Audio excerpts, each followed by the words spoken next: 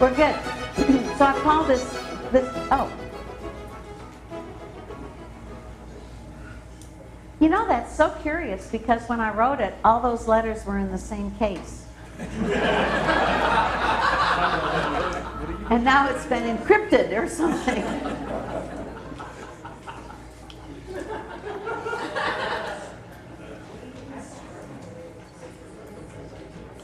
How funny.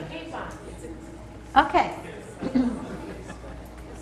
So I fell for, I didn't fall, but I fell for an offer that I probably paid way too much money for what this is, but it said, you know, sign up for this and we'll send you stuff every month, but you can quit. I'm gonna cancel as soon as I got this. I'm gonna cancel. But it was a ton of money for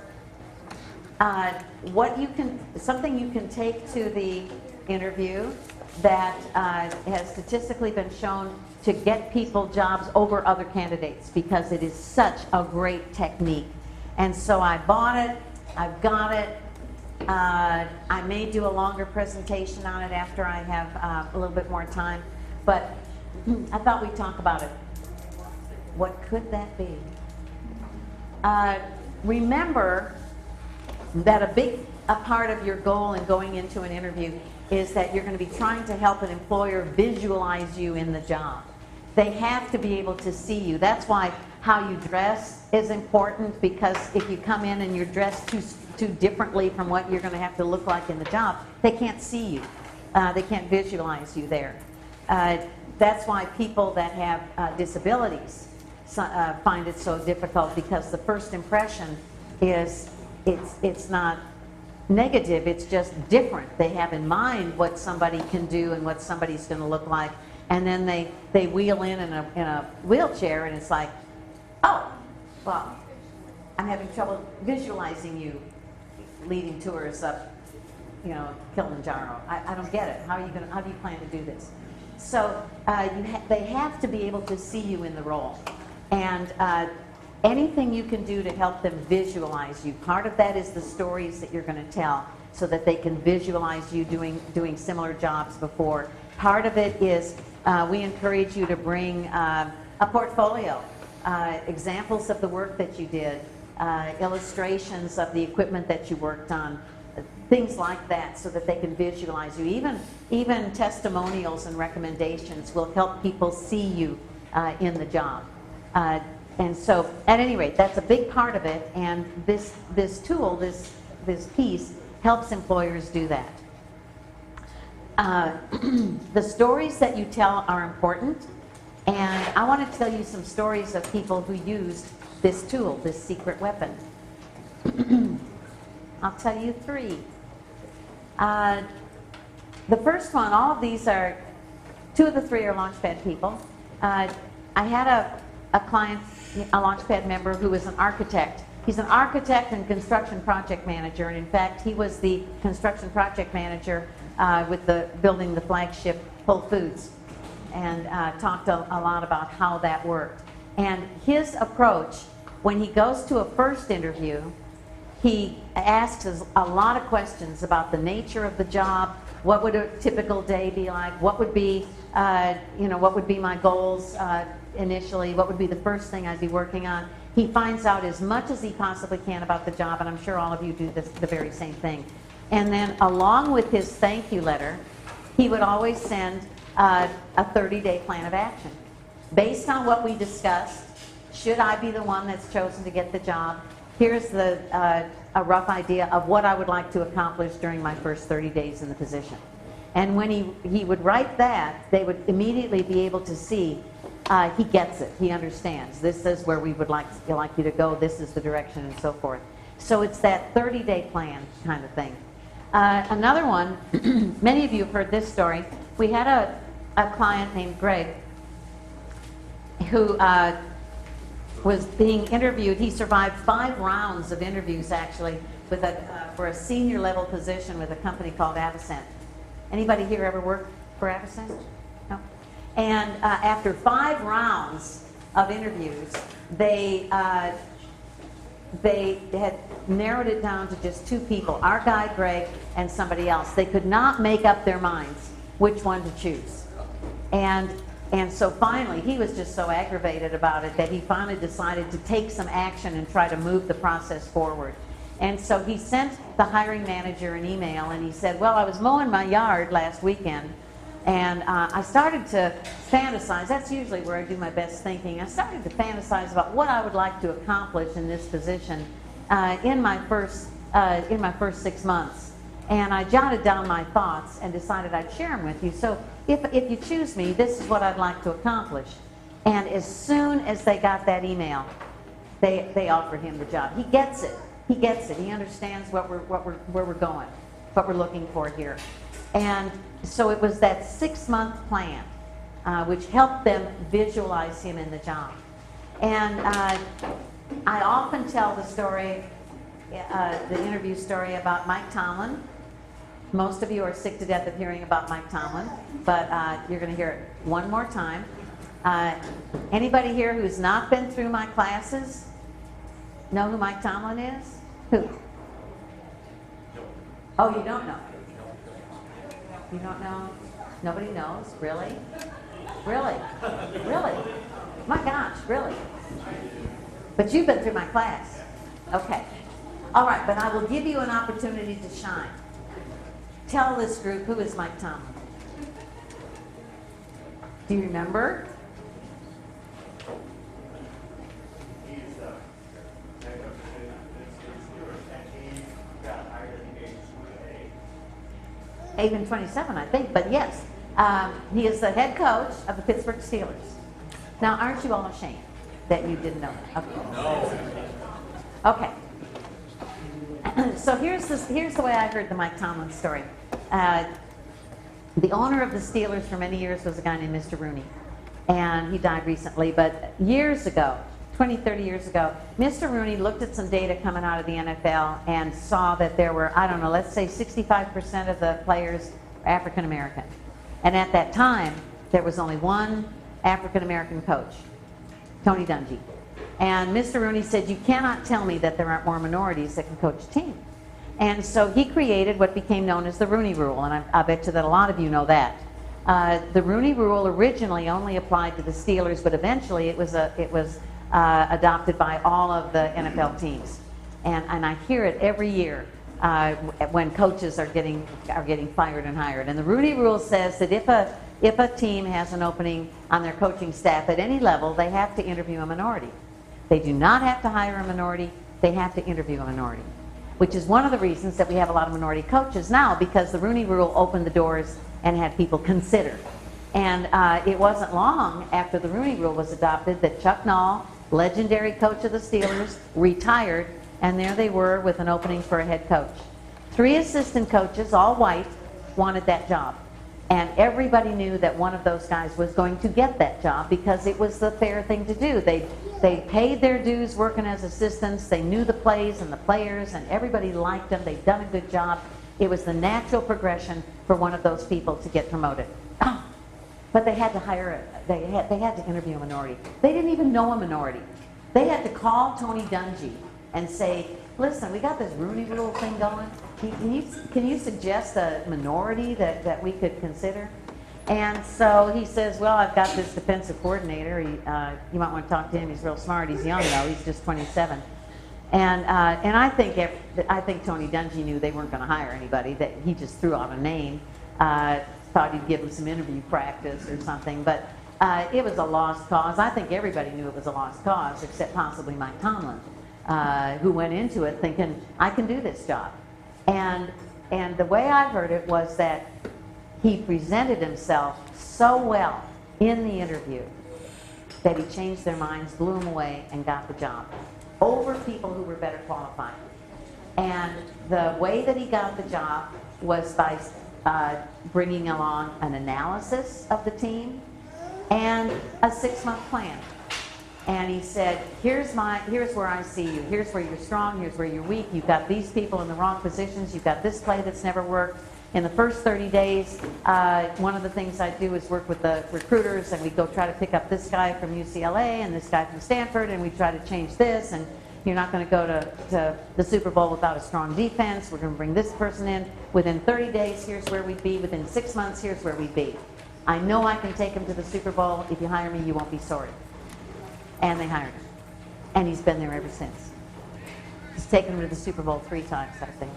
But the point is, lots of times when you take a 30-day plan, a 60-day plan, a 90-day plan, a 6-month plan, they can visualize you in the position. And it's something that you should think about a little bit. It could be that, and you have to do a ton of research in order to pull this together. You're not going to take this probably unless you're able to really find out what are the pain points, what's going on ahead of time. You may not be able to put that together. But during the interview, or if you have informational interviews with people at the company, you might find out enough that you could say, here's where I plan to go. Now, in this expensive thing that I bought, they give you a number of examples of 30, 60, and 90-day plans. And the 30-day plan is essentially just meeting people and kind of getting settled in. It seems to me that 30 days is too long for that in most places. Let me tell you a plan or two. Okay, here's one. So the first 30 days, attend company training, orientation. Oops, that's 90 days.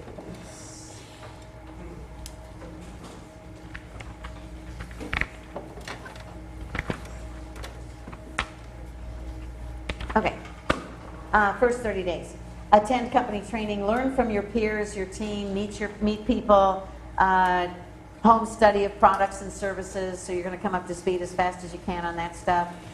Meet the management team members, learn the company culture, make sure that you understand the policies and procedures, the budget, the inventory, know what you've got to work with, understand the customers. You're trying to come up to speed as quickly as possible with everything that you're going to have to work with. Organize your office, set up your communication network, get your voicemail, all that stuff, get your business cards, all that HR paperwork. Is 30 days reasonable for that? Is it longer? Do a SWOT analysis of your department, of what you're going to be doing. SWOT is analyzing what are the strengths of this department or of my role, what are the weaknesses, what are the threats, what do I have to be concerned about impacting this job, and what are the opportunities for growth, for achievement, and so forth. Do that kind of a thing.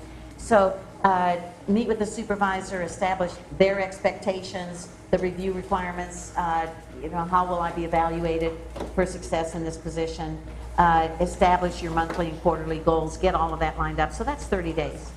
And I can send all of this out to you if you decide you want it. And then it says these are the things that I try to accomplish within 60 days. One of the things it says is when you start a new job, see if you can find somebody that would be an appropriate mentor for you, somebody that you can go to within the company for advice, somebody you can trust, somebody you respect, and try to make those relationships go. So figuring out what is going to be my focus, what am I going to try to accomplish within these time goals, that can be very helpful. And at least the 30-day plan. Sending that, saying, here's, sometimes they'll say in an interview, they'll say, if we hire you, what do you expect to, what are you going to do day one? What are you going to do the first week? What are your goals? And if you say, day one, I thought I'd learn where the break room is and, stake out a parking spot, shade, trees, go home, that's about it. So action plan, what do you plan to do? And here, when I come into a new job, here's what I do in order to come up to speed as quickly as possible.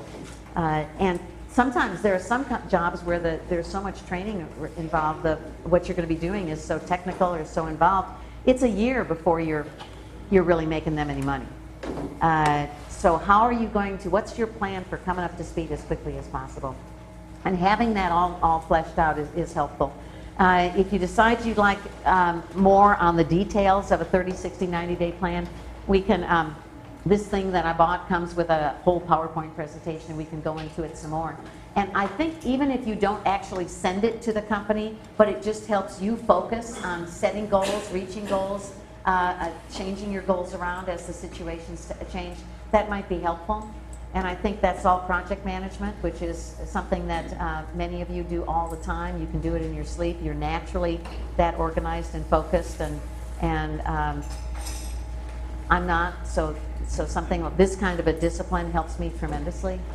But when you go into a job, see yourself there and figure out ahead of time how you're going to deal with it. Okay, any comments, concerns?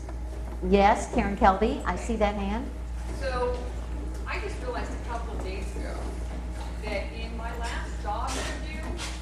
Do you want to come up and talk in the mic so everybody can hear you and we can get it in our video? This is the lovely and talented Karen Kelby.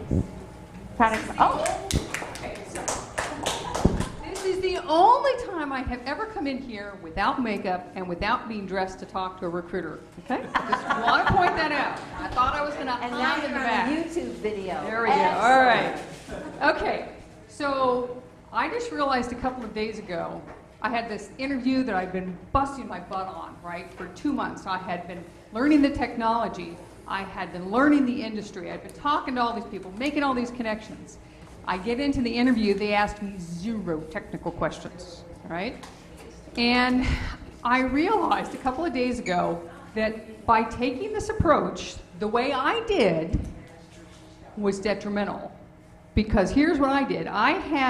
Everybody was in a very zen-like mood that I interviewed with, except for the hiring manager, who was very intense. So I was kind of matching her. And she had said to me, okay, well, I want this group to change and that person. Here's how you're going to make all these differences in the department. I said, okay, great, I'm on it.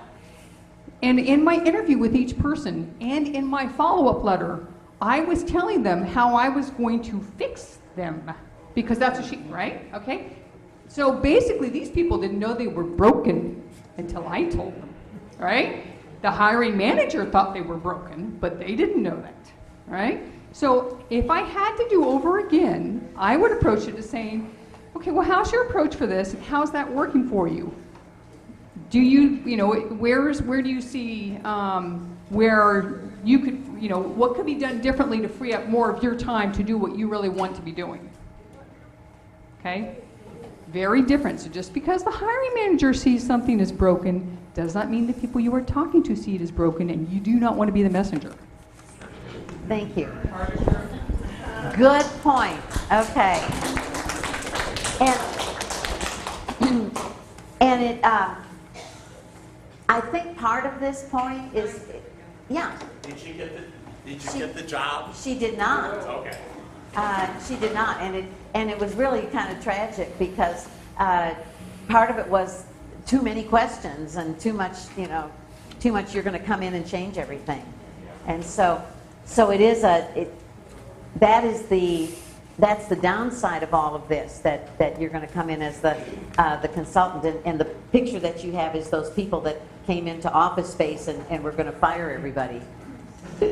But the business of finding out what you're going to be doing exactly, what are your challenges, what are the responsibilities you're going to have, and then say, here's how I intend to organize my time. And you don't do that at the beginning. You really have to use the interview to gather more information, I think. But having it, once you've gathered that and sending it along with a thank you letter, I think can sometimes give you a bit of an edge. It sounds like she stepped in some office politics with that interview, that the hiring manager may not have been popular with the rest of the people. When she aligned herself with her, she put herself in the out with everybody else. That could be. So Karen, if you didn't hear that, Gordon said it could be that you stepped into some office politics, and that when you aligned yourself with the hiring manager and did all of that, thought you would be an extension of them, and that's that she wasn't that popular with the rest of them anyway. And when you pointed that out, it was just more bad. So there's nothing that works for everybody. But some things, you try different things and see what works for you.